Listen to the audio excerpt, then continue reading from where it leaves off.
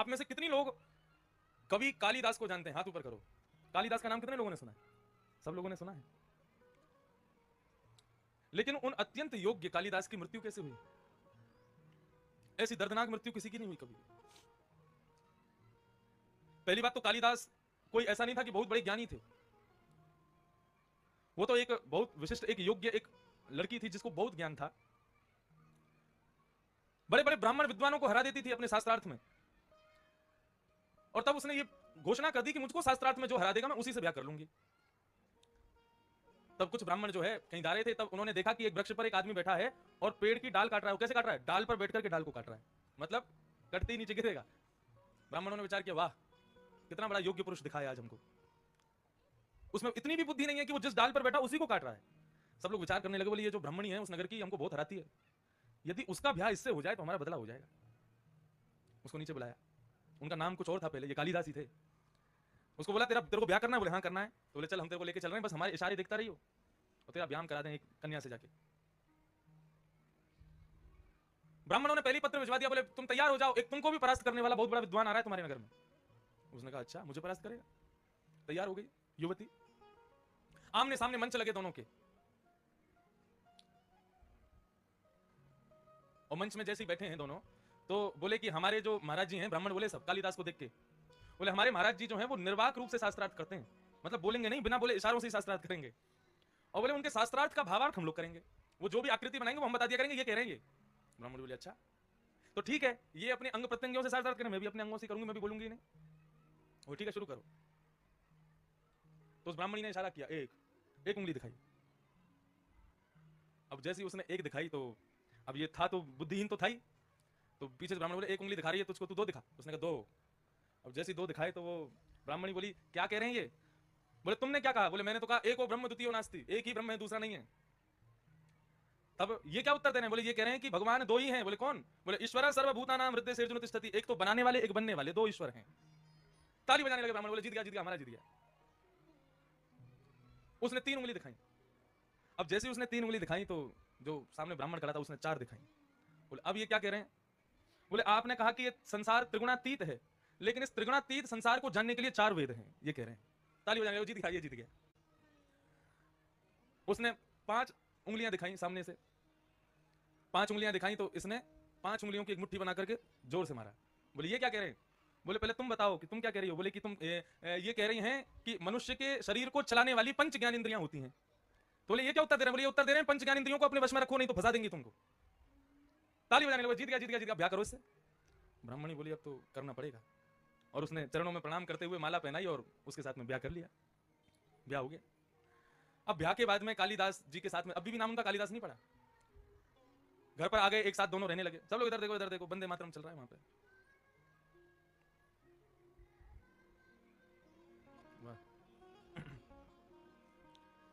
इसमें तो खड़े नहीं होते ना हैं?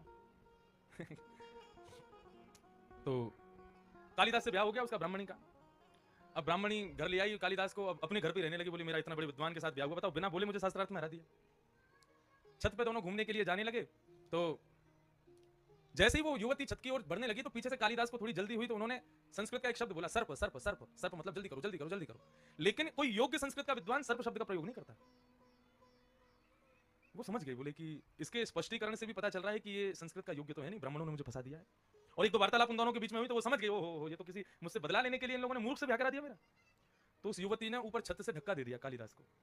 अब वो जैसे ही नीचे गिरे तो नीचे था काली मैया का मंदिर, और काली मैया के मंदिर के सामने कालिदास गिरे और उनकी जीभ का अग्रभाग उनके दोनों दांतों के बीच में कट गया, और वो कट करके काली के चरणों में गिर गया। काली मैया प्रकट हो गई, और प्रकट होकर उन्होंने हाथ फेरा, संपूर्ण ज्ञान कालिदास को हो गया। तब उनका नाम पड़ा कालिदास। और इतने विद्वान हो गए कि उनको ऐसा बोध कि किसी किताब को देख लें, बस किताब एक बार देखने की आवश्यकता पूरी कंठस्थ हो जाती थी, इतना बोध उनको हो गया काली मैया की कृपा से। बड़ी बड़ी टीकाएं, बड़ी बड़ी किताबें लिखी उन्होंने, लेकिन अंत बहुत खराब हुआ कालिदास का। मंच से बताने योग्य बात नहीं है, लेकिन हमारे पूर्वाचार्य कहते हैं कि बड़े लोगों का जन्म मरण सब हमको ज्ञान देने के लिए ही होता है, उनकी प्रत्येक क्रिया हमको कुछ ना कुछ सिखाने के लिए होती है। कालिदास ने काली मैया के उपासक थे, तो उनके स्वरूप का वर्णन करते हुए एक उन्होंने रचना की। अब उस रचना में जैसे कि श्रीमद् भागवत में कृष्ण के स्वरूप का वर्णन है, वराह पीडम नटवर बहू कर्णयो कर्णकारम वंशी विभूषित करार नवरीन दाबात पीतांबरा धरुण बिंब फला धरोषात। अस्ति स्वस्तरुणी करा, ये सब स्वरूप के वर्णन है भागवत में। ऐसे ही उन्होंने अपनी उपास्या काली के स्वरूप का वर्णन किया। सब लोग सावधानी से सुनिए। और स्वरूप का वर्णन करते करते उन्होंने कानों का वर्णन किया, आंख का वर्णन किया, नाक का, जिह्वा का, होठ का, कानों के कुंडलों का, गले का, वक्षस्थल का, सबका वर्णन करते करते करते करते उनसे बहुत बड़ी भूल हो गई। उन्होंने अपनी उपास्या काली के जंघा के एक तिल का वर्णन कर दिया, और जिस वर्णन को पढ़ने वाले सुनने वाले लोगों को बहुत खराब लगा। कटी भाग का वर्णन कर दिया।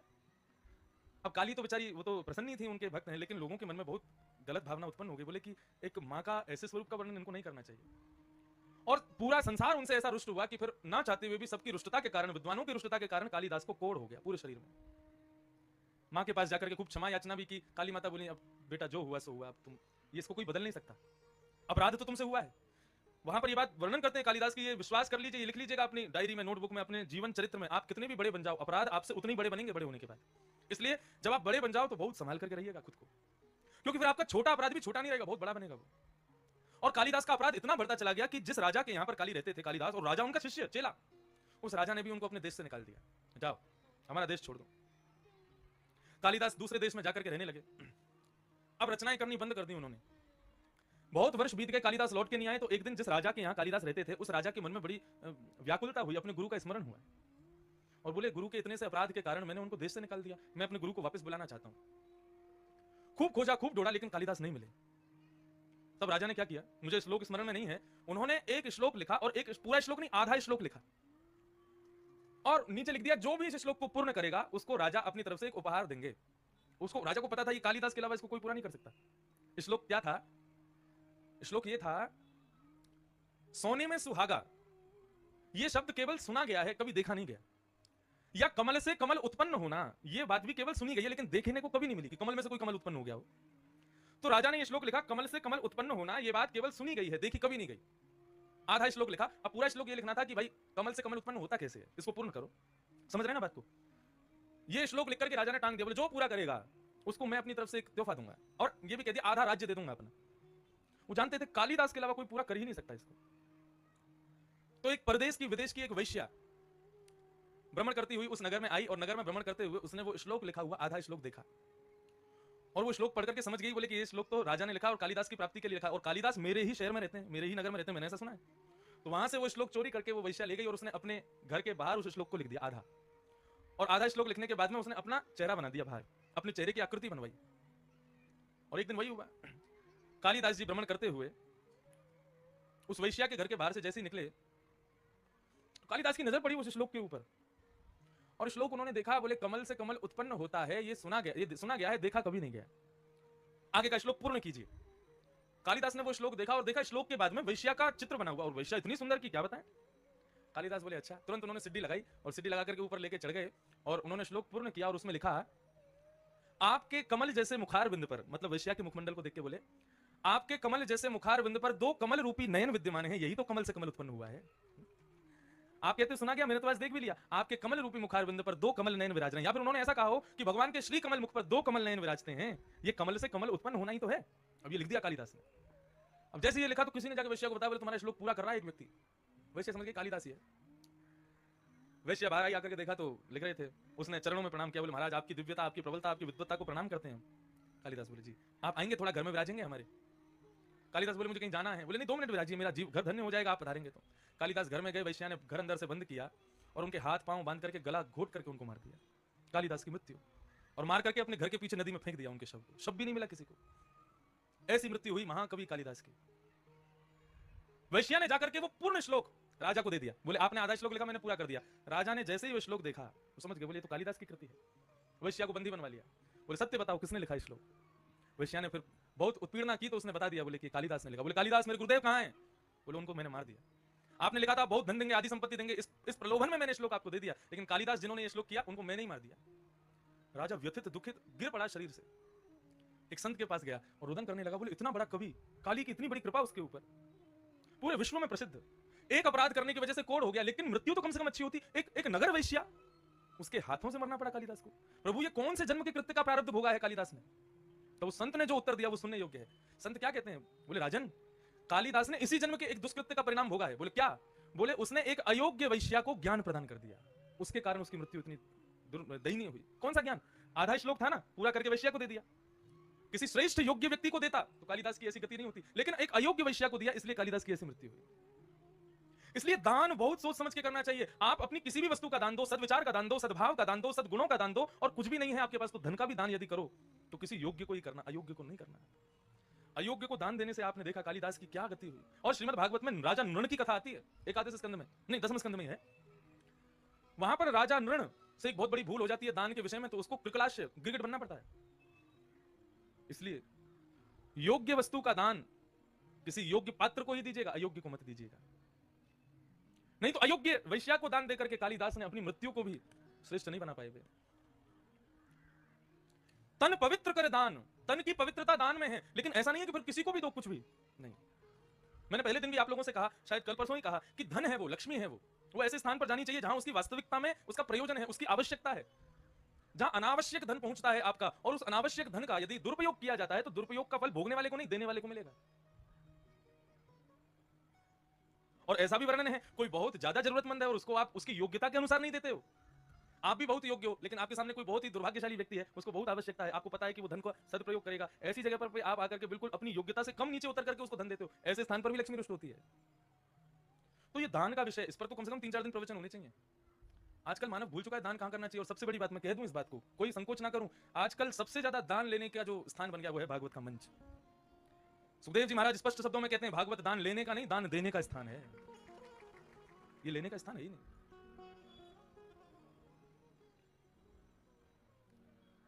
सुखदेव जी ने परीक्षित से कभी भी नहीं कहा होगा तुम मेरा तिलक करो, मुझे इतना दो, मुझे ये दो, मुझे वो करो, ये करो। अपनी योग्यता से बिना किसी को बताए आप जो करो वो उचित है। लेकिन भागवत के मंच का प्रयोग जहां दान के लिए होता है, देख करके बहुत कष्ट होता है हृदय को। तो तन पवित्र कर दान, तन की पवित्रता दान में है, लेकिन दान के लिए पहले योग्यता ढूंढिए, योग्य पात्र ढूंढिए, तभी दान कीजिए, नहीं तो मत कीजिए। मन पवित्र हरि भजन सो, मन की पवित्रता किसमें है? भगवान के भजन में, भगवान के कीर्तन में, भगवान की कथा में। अति सुख कहां मिलता है मनुष्य को? अति शांति कहां मिलती है? कथा में मिलती है। भगवान गीता जी में एक बात कहते हैं कि मानव को सुख की इच्छा नहीं है, अतिशय सुख भी दुख देता है, मानव को शांति की इच्छा है। और आप सबसे ज्यादा शांत यदि कहीं रह रहे हैं तो वो कथा में आके ही रह रहे हैं, बिल्कुल नहीं बोलते, बिल्कुल शांत बैठे हैं, बैठ करके श्रवण कर रहे हैं। इस शांति से ही आपको सुख आनंद की अनुभूति होती है। तो मन की पवित्रता किसमें? मन को शांति किसमें? मन की सहजता किसमें? मन पवित्र हरि भजन सो, हरि के भजन में मन की पवित्रता। होत त्रिविध कल्याण, ये 3 प्रकार का कल्याण हमारे शास्त्रों में बताया गया। तो नंद बाबा के यहां पर भगवान श्री कृष्ण का प्रादुर्भाव हुआ है। ठाकुर जी धीरे धीरे 7 दिन के हो गए। आज जैसे 7 दिन के हुए तो यहां महाराज कंस ने पूतना को भेजा कि पूतना जाओ और जाकर के मेरे शत्रु कृष्ण को मार दो। पूतना ने अपना रूप बदला, अपने पयोधर में उसने विष का लेपन किया, और 1 महीने के भीतर भीतर जितने भी बालकों ने जन्म लिया सबके घर जाती है, सबको घर जाकर के अपना विषपान कराती है, स्तनपान कराती है और सबको मार देती है। बंधुओं, आज कुछ नई बात बताएंगे आपको पूतना के सुंदर प्रसंग में, सावधानी से सुनिएगा।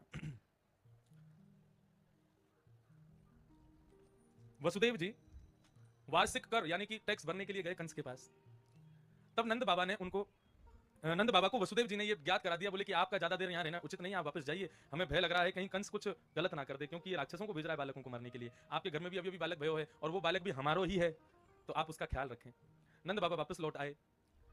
इतने में ही पूरे विश्व में भ्रमण करती हुई, ब्रजमंडल में भ्रमण करती हुई, बालकों को मारती हुई, लक्ष्मी स्वरूप धारण करके पूतना का आगमन हुआ ब्रज में। पूतना ने जैसे ही देखा अबीर गुलाल के महाराज बादल पूरे रंग बिरंगे हो रहे हैं, बोले जरूर कृष्ण का जन्म यहीं कहीं हुआ है। जैसे ही आई है तो श्रीमद् भागवत में वर्णन लिखा है कि पूतना के स्वरूप को देख करके सब लोग उसके स्वरूप पर मोहित हो गए। जितने भी ग्वाल बाल, जितने भी ब्रजवासी वहां नंद घनानंद भयो जय कन्हैया लाल की, हाथी दीने घोड़ा दीने और दीने पालती। 6 महीने तक ठाकुर जी का जन्मोत्सव मनता रहा था ब्रज में। ऐसे भक्ति में आतुर, ऐसे भगवत कीर्तन में आतुर जितने भी ब्रजवासी थे, जिनको केवल कृष्ण ही कृष्ण सब जगह दिख रहे थे, ऐसे भक्त भी पूतना को देख करके उसके रूप पर मोहित हो गए।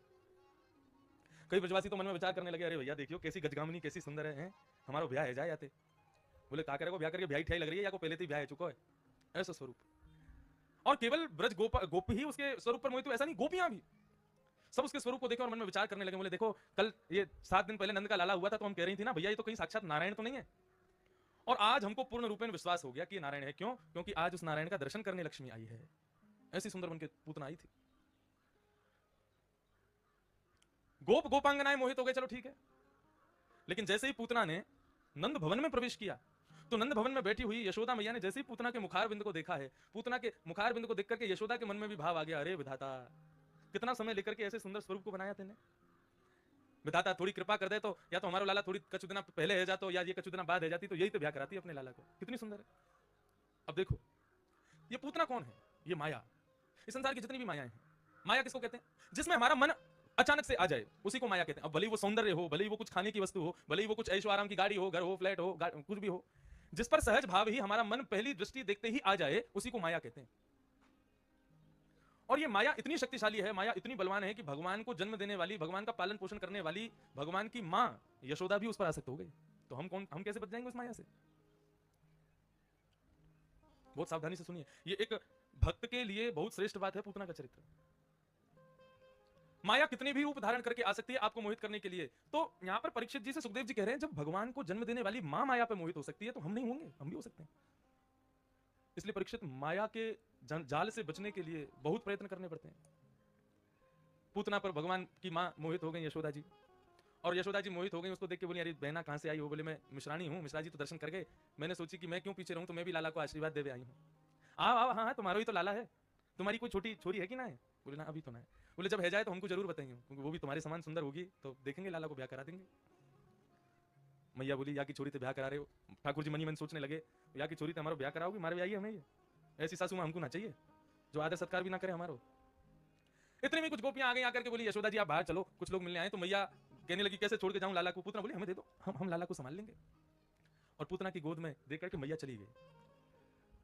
अब देखो पूतना को देखते ही जिस पर सब मोहित हो रहे थे उस पर ईश्वर मोहित नहीं हुआ, तुरंत अपने नेत्र बंद कर लिए। ठाकुर जी ने अपना हाथ रख लिया अपनी आंखों पर। क्यों हाथ रख लिया? बहुत सुंदर बात। इसके कई भाव बताए गए, लेकिन एक भाव ये बताया कि भगवान की चक्षु जो हैं दोनों, इनमें सूर्य और चंद्र का निवास है। इसीलिए कहते हैं कि भगवत दृष्टि जिस पर पड़ जाए, भगवान देख भर लें, उनके देख भरने मात्र से मुक्ति निश्चित है, वैकुंठ निश्चित है। उनकी दृष्टि पड़ जाए बस हम पर। सूर्य और चंद्र ये विचार करने लगे, बोले देखो भगवान तो इसको कौन सी गति देंगे? इसको वो गति देंगे जो मां यशोदा को कभी मिलेगी आगे चल के, लेकिन हम ऐसा कदापि होने नहीं देंगे। तो मानो सूर्य चंद्र ने विचार कर लिया कि हम ऐसा होने नहीं देंगे, इसकी मुक्ति होने नहीं देंगे, तो सूर्य चंद्र के भाव से दोनों ने ही अपनी आंखों पर हाथ रख लिया। और देखो इनमें जो सूर्य है ना, ये कौन है? ये ठाकुर जी के ससुर जी हैं भगवान के। क्यों? सूर्य की पुत्री यमुना, और यमुना भगवान की पत्नी है, तो सूर्य भगवान के ससुर जी हैं कि नहीं? तो सूर्य ने मन में विचार किया, बोले हमारे जामाता को मारने आई है, हमारे दामाद को मारने आई है, बोले हमारी बेटी के सुहाग का हरण करने आई है, ऐसी को तो मारेंगे तो सही भगवान, लेकिन उसको देख करके इसका कल्याण नहीं होने देंगे। मैंने एक दिन कथा में कल या परसों ही शायद ये प्रसंग सुनाया होगा कि वो राम सीता जी का दुराग्रह करने वाला वो व्यक्ति, उसको वैकुंठ ने भी प्रवेश नहीं दिया।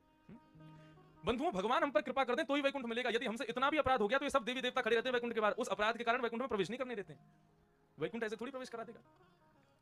तो पूतना का उद्धार तो ठाकुर जी करेंगे, लेकिन हम इसको देखने नहीं देंगे। यदि ठाकुर जी ने अपने नेत्रों से देख लिया तो इसको वैकुंठ मिलेगा, हम इसको वैकुंठ जाने नहीं देंगे। इसलिए ठाकुर जी के दोनों नेत्रों ने अपने आप को बंद कर लिया। एक भाव ऐसा बताया जाता है कि नेत्रों की भी प्रजाति होती है।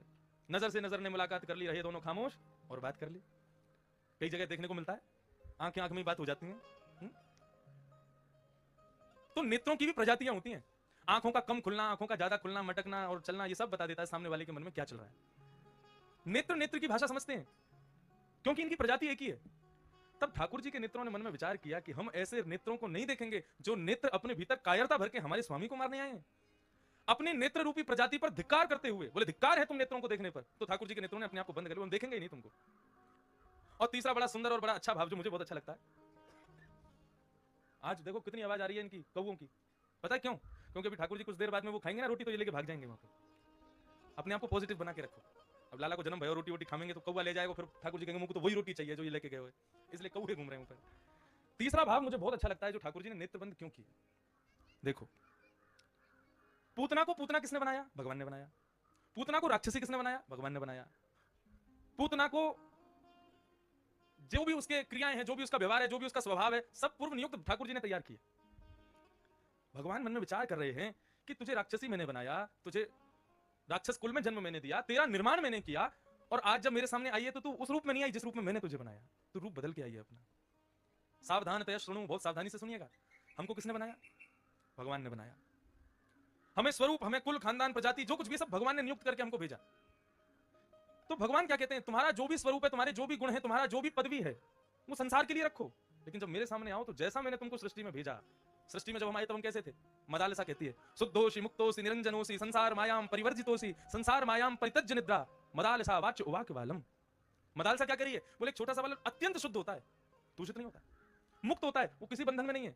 उसको माँ गोद में ले ले, पिता गोद में ले ले, कोई भाई गोद में ले ले, कोई भी गोद में ले ले, वो कहीं रोएगा नहीं, सबके पास चला जाता है, मुक्त है, किसी में बंधा हुआ नहीं है। निरंजनोषि, निरंजन है वो, उसको कोई माला पहना दे तो उसको खुशी नहीं होगी, और कोई उसको पैदा होती गाली देने लग जाए तो उसको दुख भी नहीं होगा। संसार मायाम परिवर्जितोषि, जन्म लेते ही ऑटो में लेकर के घर जाओगे तो उसको दुख नहीं होगा, और मर्सिडीज में लेकर जाओगे तो उसको खुशी भी नहीं होगी। वो संसार की माया से परे है। जन्म लेते ही झोंपड़पट्टी में आया है, इसको देख करके भी उसको कोई दुख नहीं होगा, और बहुत बड़े महल में आया है, उसको देख करके भी रोना बंद नहीं करेगा। वो संसार की माया से परे है। एक छोटा सा बालक, उसके अंदर किसी भी, वो सबसे अत्यंत शुद्ध होता है। श्री शंकराचार्य भगवान कहते हैं कि बालक को जन्म लेते ही माता पिता को क्या करना चाहिए? बोले उसके चरणों को सिर से लगाना चाहिए। क्यों? बोले वो भगवान के पास से आया है, और 9 महीना इतनी भयंकर तपस्या अपनी मां के गर्भ में करके आया है, ऐसे बालक के तो चरण छूने चाहिए। जब तक वो तुमको पहचान नहीं जाता तब तक उस बालक को ही कृष्ण स्वरूप मान के उसका वंदन करते रहो। उस क्रिया से भी बालक में बहुत गुण आएंगे, ऐसा शंकराचार्य भगवान ने कहीं वर्णन करते हैं। बालक अत्यंत शुद्ध होता है। भगवान कहते हैं जिस प्रकार वो छोटा सा बालक होता है वैसे बनकर के मेरे सामने आया करो, शुद्ध मुक्त निरंजन, संसार की माया का कोई अपने अंदर कोई गुमान नहीं। तुम जैसे हो वैसे मेरे पास आओ। मैं वक्ता हूं, आप सब लोग मेरे को प्रणाम करते हो, माला पहनाते हो, और ना मना करने के बाद भी पैर छू ही लेते हो। लेकिन इन सब चीजों में छूट आपके लिए है, आप कर सकते हो, आप मुझे प्रणाम करो, माला पहनाओ। लेकिन मैं घर बैठी अपनी मां जिन्होंने मुझे जन्म दिया उनसे कहूं चलो मेरे पांव छुओ, माला पहनाओ, मुझे देखिए हाथ जोड़ा करो, प्रणाम किया करो, उस मां को उससे ज्यादा कष्ट कभी नहीं होगा। अरे तू ब्यास होगा दुनिया के लिए, मेरे लिए थोड़े है, मेरे लिए तो सदैव पुत्री रहेगा। और मैं खूब स्वच्छंद भाव से अपनी कथाओं में कहता हूं, हमारी कथा सब समझ लेते हैं, हमारी माता को कभी समझ नहीं आती। क्यों? क्योंकि जब तक श्रद्धावान लभते ज्ञानम, जब तक सुनाने वाले के प्रति श्रद्धा नहीं होगी, उसके प्रति आश्रय का भाव नहीं आएगा, उसके प्रति जब तक झुकोगे नहीं तब तक उसकी बात समझ नहीं आएगी। और मां पुत्र के प्रति कभी ऐसी नहीं हो सकती। वो कथा में यही देखती रहेंगी, तेरे बाल ऐसे आ रहे थे, चोटी खुल रही थी, कपड़े ऐसे पहने थे, जैसे बैठा था, और माला यूं डाल दी थी, और तेरी आवाज कभी तेज आ रही थी, कम आ रही थी, और आज तेरे गाल मोटे लग रहे थे। वो ये गुण, मां कहा क्या वो सुना कि नहीं? वो मुंह को पल्ले ना पड़े, वो सुन ही नहीं सकती। क्यों? क्योंकि उनकी माया, माया नहीं कहूंगा, ममता, उनका जो ममत्व है मेरे प्रति, वो मेरे स्वरूप को ढक देता है उनके आगे।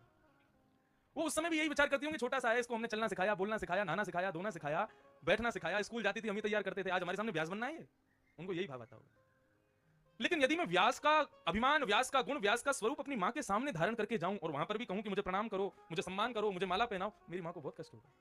ठीक उसी प्रकार ईश्वर त्वमेव माता च पिता त्वमेव, वो मां भी है, वो पिता भी है। और तुम सिद्धिविनायक मंदिर जाते हो और उस समय ये विचार कर रहे हो, मैंने टॉमी हिलफिगर की टी शर्ट पहनी है, और मैंने उस कंपनी की जींस पहनी है, मैंने ये महंगा वाला डिओड्रेंट लगाया है, बहुत महंगी गाड़ी में आया हूं चल के, बहुत करोड़पति हूं, अरे मुझे कोई स्पर्श नहीं करे, मेरे से आगे 2 लोग चलो, सिक्योरिटी गार्ड बन के रहो, ये सब करके सिद्धिविनायक के सामने जाओगे, माफ करना, आप सिद्धिविनायक को देख लेना, लेकिन आपको देखते सिद्धिविनायक ऐसे ही आंखों पे हाथ रखेंगे जैसे पूतना को देख के ठाकुर जी ने आंख बंद की। श्री पंडरीनाथ भगवान का दर्शन करने के लिए जाओगे, गुमान लेकर के जाओगे, मैं व्यास हूं, मैं वक्ता हूं, प्रवक्ता हूं, हजारों लोगों को कथा सुनाता हूं, यदि इस भाव से पंडरीनाथ भगवान का दर्शन करूंगा, माफ कीजिए, पंडरीनाथ भगवान मुझे देखते भी, उनके सामने होते हुए भी वो अपनी नजर फेर लेंगे। मैं बार बार अपनी कथा में कहता हूं, मंदिर में दर्शन करने वाले 1000 लोग सामने खड़े हैं, सब भगवान को देख रहे हैं, सब भगवान को देखें, इसमें उनकी योग्यता नहीं, उन हजारों में भगवान किसको देख रहे हैं वो योग्य है। पूतना आज इतनी सुंदर बन के आई कि उसके रूप पर सब मोहित हो गए, लेकिन भगवान मोहित नहीं हुए। क्यों? क्योंकि तू अपने यथार्थ रूप में नहीं आई, तू रूप बदल करके आई, अपने अपने अपने रूप को छुपा करके मेरे सामने आई है। तुम जैसे हो वैसे मेरे सामने आ जाओ, मैं स्वीकार करूंगा, मैं अंगीकार करूंगा, मुझसे क्या छुपाना। अष्टावक्र, उसका शरीर 8 जगह से टेढ़ा था, लेकिन बहुत विद्वान था। जब वो चलता था तो उसके पांव ऐसे चलते थे जैसे मानो एक स्प्रिंग उछल रही हो, और उसको देख के सब हंसते थे। लेकिन एक बार एक राजा की सभा में गया तो वहां बैठे सब लोग उसको देख के हंस गए, उसके चलने की आकृति को देख के, बहुत विद्वान था। तो राजा के सिंहासन पर बैठ करके उसने देखा सब हंस रहे हैं, तुरंत मुस्कुराया और उठ करके वहां से चले गए अष्टावक्र जी। राजा चरणों में बोले, महाराज आप तो महात्मा हैं, आप तो संत हैं, आप तो संसार की माया से परे रहते हैं, आपको सुख दुख नहीं लगना चाहिए, इनकी हंसी से आपको अवहेलना क्यों महसूस हुई, आपको अपना अपमान क्यों महसूस हुआ? बोले मेरा अपमान करते तो मुझे बुरा नहीं लगता, ये लोग मेरी आकृति पर हंस करके मुझे बनाने वाले का अपमान कर रहे हैं, मैं इसलिए यहां से उठ के जा रहा हूं। मेरा स्वरूप है ऐसा, मेरा रूप है ऐसा, इसमें मेरी कोई गलती नहीं है। मेरे ठाकुर ने तुम सबको एक जैसा बनाया, लेकिन मुझे कुछ विशेष बनाया, इसका मतलब मुझे बनाने में समय दिया उन्होंने। और उनकी कोई अवहेलना करे, उनकी कृति का कोई अपमान करे। आप घड़े के बारे में कहो घड़ा बहुत बेकार है, इसमें इसका पानी नहीं पिएंगे, तो घड़े को कोई फर्क नहीं पड़ेगा, घड़े को बनाने वाले को फर्क पड़ेगा। बोले मैंने बनाया, इसमें कमी है। ऐसे ही आप जैसे भी हो वैसे ठाकुर जी के सामने खुद को प्रस्तुत करो। भगवान कहते हैं उन हजारों की भीड़ में मैं तुझे ही देखूंगा फिर। हाँ अच्छा, इतने लोग आए रूप बदल के, लेकिन उन हजारों में वो कहां बैठा है जिसको मैंने बनाया, अपना रूप धारण करके कौन है? बोले वो आया है, उसको देख रहा हूं। इन संत जनों से, इनकी क्रियाओं से हमको यही सीखना है कि अपने स्वरूप से कभी भी विमुख नहीं हुए। तुकाराम, नामदेव जी, इनकी भक्ति को प्रणाम कीजिए।